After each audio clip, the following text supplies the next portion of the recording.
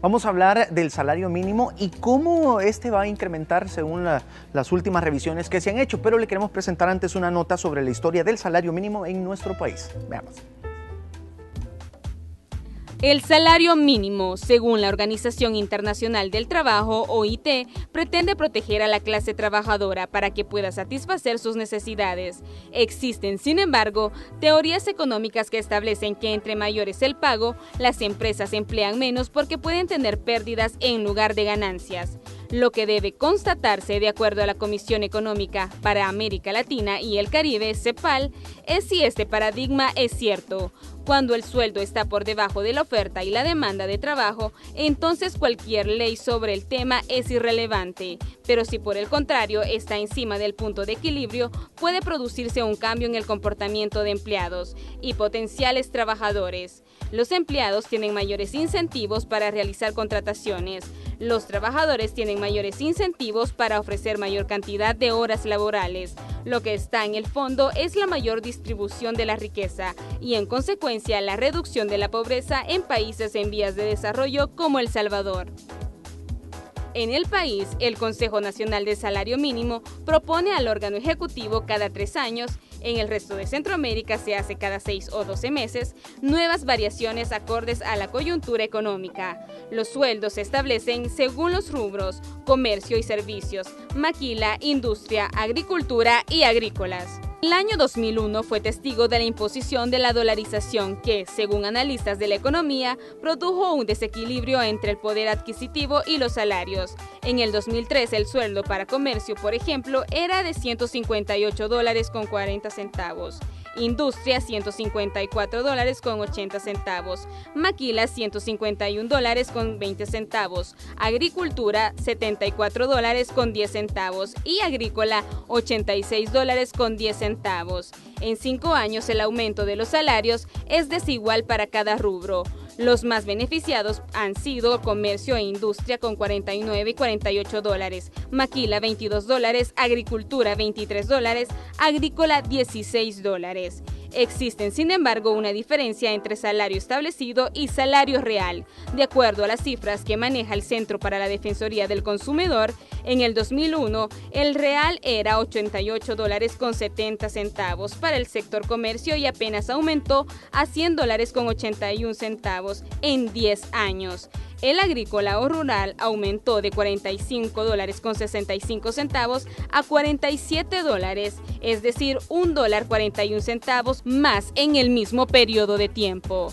La mayor desproporción se muestra al comparar los precios de la canasta básica. En el 2001, el precio de la urbana era de $128.43. En el 2011 era de $183. En el 2013, $174.45. La rural costaba hace 15 años $96.75. Hace 2 años cerró con $125.07. Es decir, aumentó $28.32. Si se toma como base el salario de ley, que para finales del 2013 entre 204 a $187 versus el precio de la canasta básica, la sobrevivencia de una familia de 5 personas es una odisea. En julio del 2012, el Frente Sindical Salvadoreño, FES, propuso a la Asamblea Legislativa que el salario mínimo no sea menor a $300, pero hubo oposición de las empresas representadas en la Asociación Nacional de Empresa Privada, ANEP, que dijo que se trataba de una estrategia demagógica. Un año más tarde, la presidencia de Funes avaló el crecimiento progresivo que se completó hasta el año pasado y que será aplicada a partir de este mes de enero. Bueno, ese es un poco de contexto histórico de la historia del salario mínimo en nuestro país, y muy importante también compartirles que a partir del 1 de enero del 2017 entró en vigencia este decreto legislativo que subía el escalón a $300 al salario mínimo en nuestro país. Vamos a ahondar más en este tema y nos acompaña una experta, la licenciada Carolina Morán, abogada socia y directora de Morán y Asociados, amiga de la Casa de El Salvador. Bienvenida. Hola, buenos días, de verdad, buenos días a todos los que nos escuchan. Sí. Y feliz año, se habían olvidado desde el año pasado que no me invitaban. ¡Qué barbaridad! ¡Qué barbaridad! Bienvenida. Con estos modelos rosados lindos, con mire, verde limón. Sí, mire cómo lo recibimos. Bueno, Licenciada, la nota. comencemos a hablar de esto, el salario mínimo en nuestro país. Pues se ha dado una serie de revisiones, la última fue en el 2013, recuerdo de que se aprobó un 12% en el incremento de esto, en el cual en julio del 2013 se aplica el 4%, el 1 de enero del 2014 el otro 4% y el 1 de enero del 2015 el otro 4%. El 2016 es un año muerto porque no hubo un incremento del salario mínimo. Y ahora para el 2017 ya hay como algunos acuerdos, que quieras o no, hay como, bueno, hubo una disyuntiva, la primera propuesta de junio del 2016 y se llegó a un acuerdo para diciembre del 2016, que es lo que se va a aplicar para el 2017, ¿verdad? Que ya está en vigencia. Sí, como tú lo decís, se dio como escalonado, hubo un acuerdo en ese momento de que el salario mínimo se aprobara el 4%, o sea, no fue un aumento de una vez, como ha sido ahora. Esa es la crítica principal que se está teniendo sobre ese aumento del salario mínimo, porque se está criticando al gobierno que pasó tiempo sin hacer la revisión adecuada cuando lo pudo haber hecho. Bueno, todo el año pasado pasó, valga la redundancia, revisando, proponiendo. Algunos manifestaron que era casi que un tema político a la necesidad, a la realidad del país. Entonces, y sale el aumento con un porcentaje de una vez, estableciéndose de una vez. Incluso el ministro de Economía, si ustedes ven las noticias, estableció y vino y dijo él que lo más recomendable hubiese sido que fuera con porcentajes. Todos estamos conscientes de que era necesario un aumento del salario mínimo. Sabemos que incluso, lo hablábamos en anuncios, nosotros no podemos vivir solo con un salario mínimo. Claro. Sí. Es mentira, la canasta básica está por los aires, ¿verdad? ¿Cómo impacta este salario, el aumento de este salario mínimo a la mediana y pequeña empresa? Fíjate que es donde más está impactando, porque como el aumento ha sido de una vez, la pequeña empresa es la que más estás teniendo inconvenientes, porque no solo es aumentar el salario. Si tú te fijas, aumentas el salario, eso es como cuando tú aumentas tu presupuesto en la casa. Tienes que pagar más de servicios domésticos, más de vigilancia, más de, si a un hijo le das una cantidad, le tienes que dar a la otra igual, y todo se te incrementa. Entonces, la pequeña empresa, hay un efecto que se llama el efecto cascada, que ese a veces no se ve, no se dimensiona, que es aumento de AFP, seguro social, las cotizaciones deben de aumentar, prestaciones laborales tales como el pago de una vacación anual, el pago de un aguinaldo, el pago de bonificaciones, y eso sumale, por ejemplo, una empresa pequeña que tiene empleados ganando el salario mínimo, ya un supervisor ganaba $300, tiene que aumentar por ley a todos.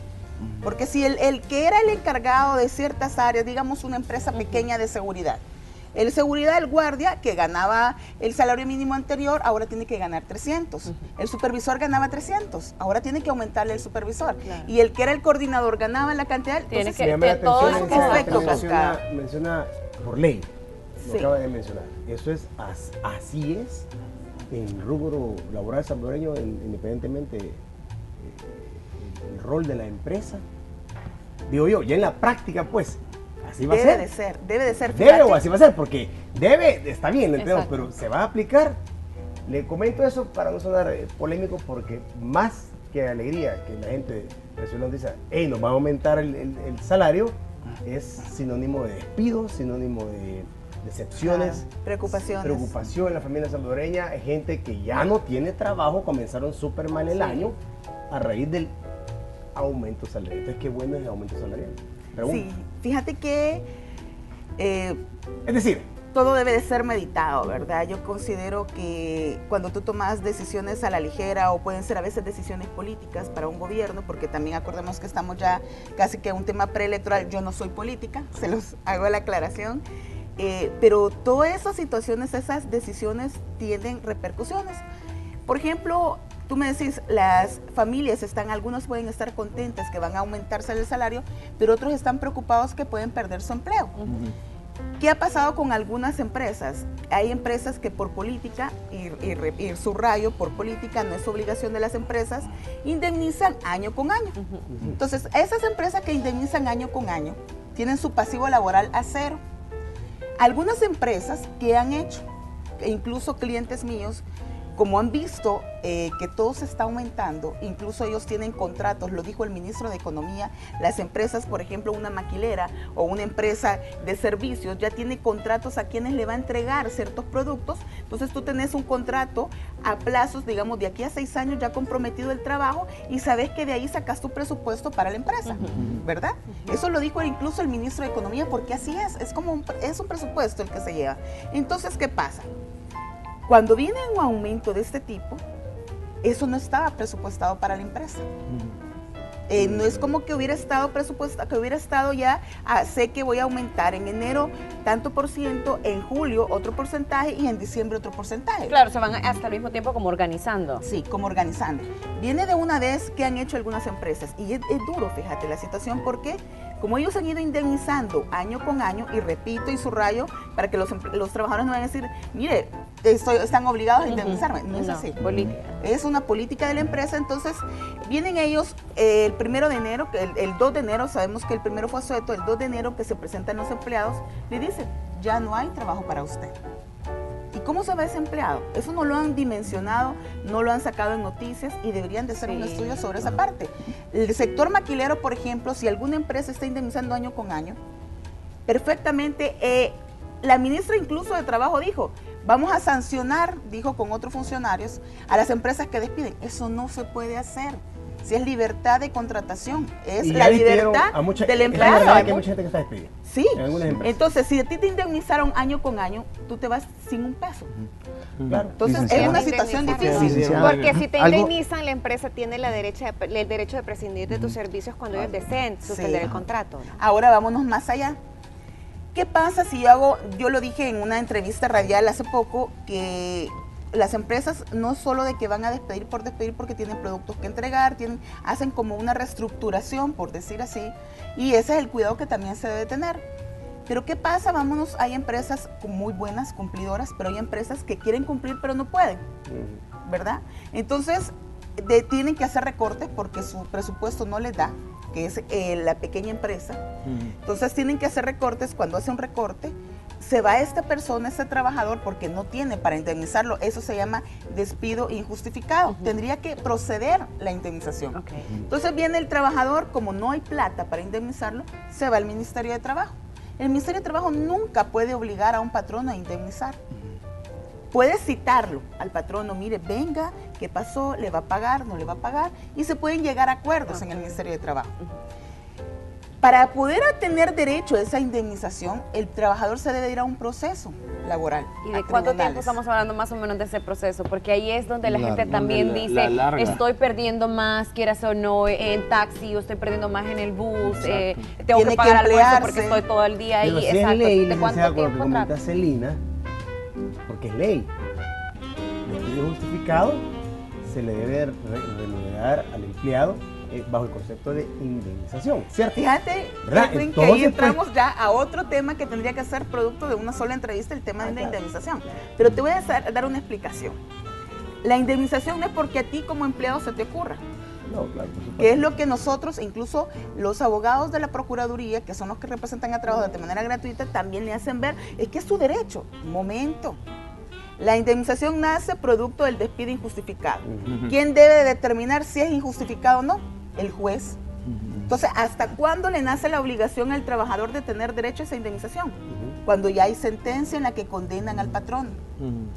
Y decía Celina, ¿cuánto lleva? Si cae, mira, si tienen suerte el trabajador y cae en uno de los juzgados, nosotros tenemos aquí en San Salvador 5 juzgados, cada quien con criterios diferentes, cada quien con plazos diferentes. Me preocupa eso de cada quien con criterios diferentes. Nosotros los abogados laboralistas decimos, mire, no es un tema de atacar a nadie, porque no, yo soy amiga de muchos jueces, amiga de resolutores, hacen su esfuerzo, pero hay una gran carga de trabajo, así, es increíble. Entonces, depende de eso, el tiempo, ¿cuánto sería? Estamos hablando de 3 meses, de 3, 6 1 año, 2 años. En primera instancia. Después se puede ir a apelación y vamos. Entonces, bueno, eso vamos a ver la tabla. Licenciada, tenemos una tabla en este momento que es sobre los salarios mínimos actuales y aumentados. A ver si lo podemos analizar, porque vemos el aumento en dólares, digamos, para el sector comercio y servicio, que es uno de los que ha sido bien importante para este aumento, y vemos que son de $48.30. Es una variación de más del 19%. Sí, solo ahí, perdón, hay que aclarar algo. Este cuadrito fue hecho en diciembre. Entonces, si tú te fijas, dice salarios actuales, era el salario anterior, porque ya 2016. estamos 2017. Ajá. Ahí tú puedes ver en este cuadro, es un cuadro comparativo, donde tú puedes ver cuánto ha sido el porcentaje que se ha ido como incrementando. Estamos hablando de comercios y servicios. El salario que teníamos hasta diciembre del 2016 era $251.70. En el actual, o sea, a partir del 1 de enero, estamos hablando que incrementa $300 para el área de comercio y servicios, que es un aumento del 48.30%. O sea, ¿qué pasa con esta parte de comercio y servicios? ¿Quiénes son los de comercio y servicios? Para que vayamos entendiendo. Estamos hablando de los comida rápida, almacenes, todo lo que son ventas, todo lo que es servicios de compra, de todo este mercado, supermercados, tiendas, cualquier tipo de empresa se debe de amparar al de comercio y servicios. Licenciada, me llama mucho la atención los incrementos más altos. Lo podemos ver, digamos, recolección de cosecha de café, las industrias agrícolas de temporada, el algodón, el agropecuario y la recolección de cosecha del algodón. Pero a pesar del gran aumento que tiene, que es en este aumento son los mayores, aún siguen siendo menores en el salario mínimo. Qué increíble esto. Ahora, sí, mire, con esto... 98.70 es el punto 9 de recolección de cosecha de algodón. Ahí lo ven en la última casilla. Sube a 200, pero $200 aún abajo del todavía está abajo. Mire, licenciada, pero con esto, no, pero para esto sí es ley, para ellos están dentro de ley. Con esto le quiero preguntar lo siguiente. Primero, sabemos que quienes están encargados de definir el salario mínimo es el Consejo Nacional del Salario Mínimo, que es parte del Ministerio de Trabajo, que está integrado por 2 representantes de la empresa privada, 2 representantes del sector trabajador y 3 representantes del sector gubernamental. Ahora, ¿cómo definen cuál debe de ser el salario mínimo? Porque vamos para el 2014, hay fuentes oficiales que dicen que para el área urbana la canasta básica anda alrededor de $193.00 y para el sector rural anda alrededor de $135.00. Ahora, si uno se pone a hacer cuentas, en realidad gasta más. Claro. Entonces, ¿quién define el salario mínimo? Le repito, porque yo le diría, no está acorde a la realidad. Sí, fíjate que ahí son las debilidades que tenemos como país, porque las instituciones deben de ser fortalecidas, temas presupuestarios, temas de lo que fuese, porque deberían de ser estudios más sólidos los que se tendrían que hacer para poder establecer un salario mínimo. Interviene lo que es el Banco Central de Reserva, intervienen muchas instituciones, pero sí, el Ministerio de Trabajo como tal no tiene un área especializada que haga estudios acordes a la realidad. No lo tiene. Y no hay que hacer tanto para saber lo que la necesidad que existe. En el impacto del aumento salarial para todos, que para algunos es una ventaja, para otros no, como bien decía Hidalgo, el impacto para todos es que incrementa considerablemente también nuestra canasta básica. Pero no te ha aumentado nada, Luciano, si te aumentaron $48, por el amor de Dios. No, pues sí, no te ha aumentado nada vos, pero la canasta básica la dispara. Te aumentaron $48. Pero vos vas al mercado, antes te daban 15 tomates, hoy te dan 6. Está más caro. Es lo que te está diciendo Luciano. Es lo que te estoy diciendo yo. Irónicamente, te alcanzaba más con el salario que tenías que con el talón aumento. Claro, y por eso quiero preguntarle, pero yo quiero hacer aquí como un paréntesis en el tema. Tú tocaste sobre el Consejo Nacional del Salario Mínimo. ¿Qué es lo que ha pasado con el Consejo Nacional del Salario Mínimo? Y ahí viene como el talón, ¿verdad?, de toda la situación. El Consejo Nacional del Salario Mínimo, y qué es lo que es una situación que se están haciendo señalamientos muy fuertes, tuvo un procedimiento que para algunos fue transparente, o sea, para la ministra de Trabajo fue transparente, para el sector de la empresa privada no lo fue, ni para el sector trabajador, y llama mucho la atención que para el sector trabajador. Porque el salario mínimo se quiso establecer, el gobierno quiso establecer de una vez que para comercio y servicio fuera $300 y a estos salarios, y fue toda la discusión del año pasado. Vino el sector trabajador, que estaba representado en el Consejo Nacional del Salario Mínimo, dijo, no se puede aumentar el salario mínimo de esa forma. Y hubo un acuerdo entre la empresa privada y el sector trabajador para que se aprobara un aumento del salario mínimo como escalonado, por decir así, con otra tabla. ¿Qué pasa? ¿Qué dice la ley sobre estos aspectos? Perfectamente dos representantes, o sea, estamos hablando que es un ente tripartito. ¿Qué es que sea un ente tripartito? Que es sector trabajador, sector gobierno y sector empleador. Con dos de estos tres representantes ya hacen mayoría y se puede llegar a un acuerdo. Entonces había un acuerdo, pero como quien debe de aprobar ese decreto de acuerdo de aumento del salario mínimo debe de ser el Ejecutivo a través de la Presidencia, que en este caso lo delegaron en la ministra de Trabajo.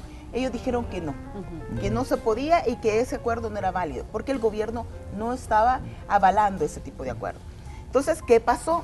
Todo el año pasado se llevaron el tema en que sí se estudiaba, no se estudiaba. Yo lo seguí en Facebook a cada rato con esto de video en vivo, y entonces de que siempre se reunían, y de ahí resulta que se hizo la elección de los nuevos representantes. Fue como la salida del gobierno para poder aumentar el salario mínimo. Entonces hicieron una nueva elección de los representantes del Consejo Nacional del Salario Mínimo, quedó integrado de manera diferente. Algunos dicen que sí fue apegado a la ley, al reglamento del Consejo, y otros manifiestan que no. Y así que el gobierno con el sector trabajador, con un nuevo representante del sector trabajador, llegan al acuerdo del aumento del salario mínimo que tenemos hoy en día. Pero la industria quedó excluida, la empresa privada quedó excluida de esta decisión, es decir, por eso es que estaban reclamando después estas asociaciones, ¿verdad? Pero bien, la recomendación entonces, licenciada, para todas las personas que estén informados sobre sus derechos laborales también de igual manera, y que la podamos seguir en redes sociales para estar ahí muy en contacto con usted. Pues estamos a la orden en todas las redes sociales a través del hashtag Morán Asociados. Nos pueden seguir en Facebook, en LinkedIn, en Twitter. Ahí estamos nosotros poniendo actualizaciones siempre en materia laboral, también en materia empresarial, lo que es derecho empresarial. Y nos pueden contactar a través del correo electrónico abogadosmoranasociados.com. Perfecto. Muchísimas gracias. Ahí está. Y bueno, ayudarnos todos al final del día, ¿verdad? Porque si vamos al mercado, lo que usted decía, las cosas están subiendo. Si vamos a la tienda, las cosas están subiendo. Hay que ser conscientes también para ayudarnos poco a poco. Sí, es difícil regular la canasta básica también, ¿verdad? Gracias.